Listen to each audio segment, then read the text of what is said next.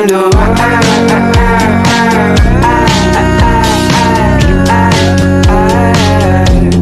Assalamualaikum warahmatullahi wabarakatuh. Halo teman-teman, saya Tita Liana Kusriandur Pradana dengan nomor induk mahasiswa 2111304047. Pada kesempatan kali ini, kita akan melihat bagaimana cara pemeriksaan BOD dalam air.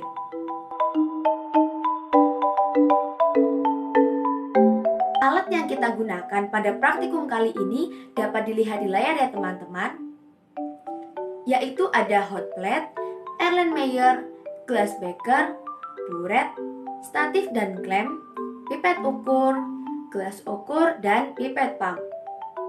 Dan juga sudah pasti kita membutuhkan bahan.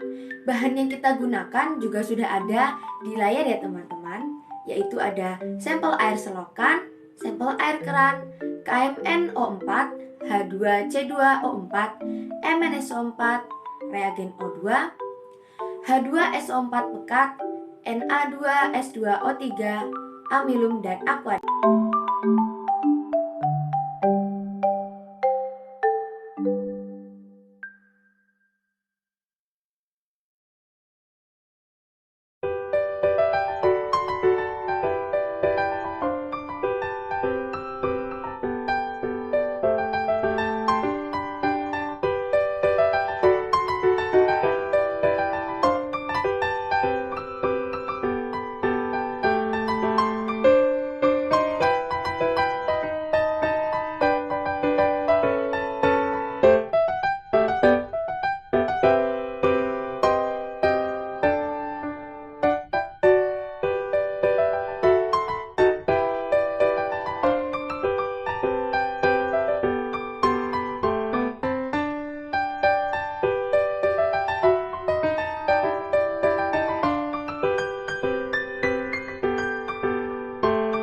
Penetapan faktor ketelitian KMNO4.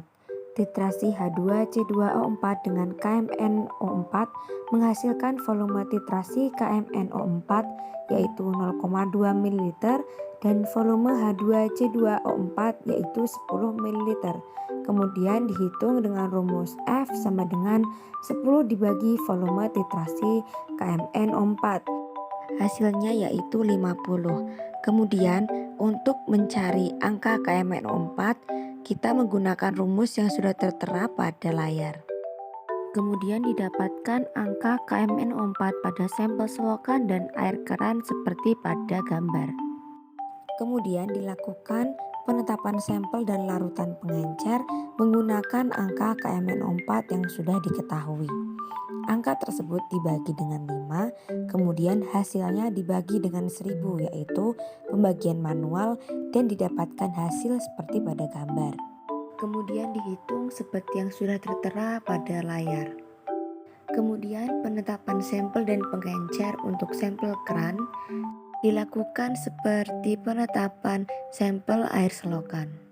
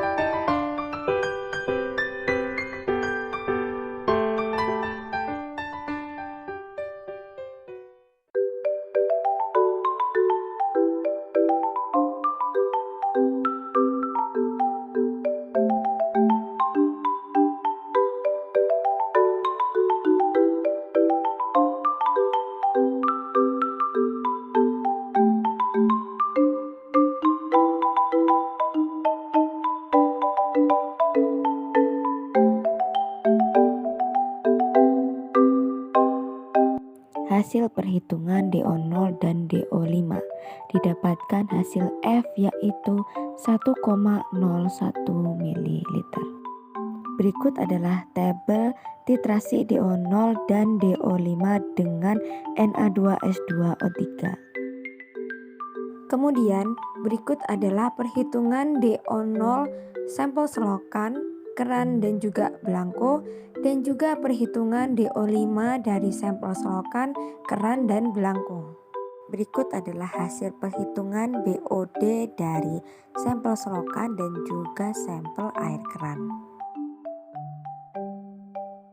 Fungsi dari reagen O2 yang digunakan untuk titrasi yaitu memberikan oksigen pada sampel yang akan diperiksa, dan MnSO4 fungsinya untuk mengikat oksigen, dan H2SO4 pekat fungsinya untuk memberikan reaksi oksidasi dari I- menjadi I2 dalam suasana asam dan dapat melarutkan endapan. Nah, pemberian H2SO4 pekat ini dilakukan di lemari asam agar uap cairan asam bisa langsung keluar dan tidak membahayakan praktikan. Kesalahan yang mungkin terjadi pada saat praktikum kali ini yaitu proses titrasi tetap dilakukan walaupun sudah terjadi perubahan warna. Hal ini terjadi jika buret titrasi tidak langsung ditutup ketika sudah terjadi perubahan warna, atau juga terlalu cepat dibuka sehingga volume pada proses titrasi menjadi tidak tepat dan dapat mengganggu perhitungan. Dan juga mungkin terjadi kesalahan pada saat pemipetan dan pemberian reagen. Bisa saja reagen yang kita gunakan konsentrasinya salah. Misalnya, jika menggunakan H2SO4 pada titrasi BOD harus menggunakan H2SO4 yang pekat agar dapat melarutkan endapan dari reagen MnSO4 dan O2. Kemudian, amilum yang digunakan pada titrasi BOD teksturnya harus kental. Jika terlalu encer, nantinya tidak terjadi perubahan warna dan nantinya akan mempengaruhi volume titrasi. Dan juga sepertinya masih banyak lagi kesalahan-kesalahan yang dapat terjadi pada proses titrasi BOD ini. Teman-teman bisa menambahkan di kolom komentar ya. Hasil yang didapatkan dari perhitungan BOD selokan dan BOD keran yaitu 2,02. Bisa dikatakan sampel tersebut tercemar kelas sedang. Jika dilihat pada layar, mengapa ya nilai DO5 sampel lebih sedikit dibandingkan nilai DO0 sampel? Nah, hal ini terjadi karena DO0 bisa dikatakan belum ada atau belum terjadi reaksi dari reagen yang diberikan, atau si mikroorganisme belum menggunakan oksigen tersebut. Sedangkan pada DO5 dapat dikatakan bahwa mikroorganisme sudah mulai menggunakan oksigen tersebut untuk menguraikan limbah atau cemaran yang ada pada air. Karena seperti prinsipnya, BOD adalah jumlah oksigen yang dibutuhkan mikroorganisme dalam menguraikan limbah atau cemaran. Selanjutnya, untuk mencegah agar tidak terjadi pencemaran air, kita bisa melakukan hal-hal seperti tidak membuang sampah rumah tangga, sampah rumah sakit, ataupun sampah industri secara sembarangan, tidak membuang ke dalam air sungai, danau, ataupun ke dalam selokan, tidak menggunakan pupuk dan pestisida secara berlebihan karena sisa pupuk dan pestisida ini akan mencemari air di lingkungan tanah dan pertanian. Selanjutnya, tidak menggunakan deterjen fosfat karena senyawa fosfat ini merupakan makanan bagi tanaman air seperti eceng gondok yang dapat menyebabkan terjadinya pencemaran air. Intinya, semua harus dimulai dari diri kita sendiri. Hal-hal sepele seperti yang sudah saya sampaikan ternyata memberikan dampak yang besar kan? Jika bukan sekarang, kapan lagi? Dan jika bukan kita, siapa lagi? Sekian dari saya. Jika ada salah dan kurangnya, saya mohon maaf. Di sini saya pribadi masih perlu banyak belajar dan dengan senang hati menerima saran dan kritik dari teman-teman. Sekiranya cukup sekian dari saya. Wabillahi taufik wal hidayah. Wassalamualaikum warahmatullahi wabarakatuh.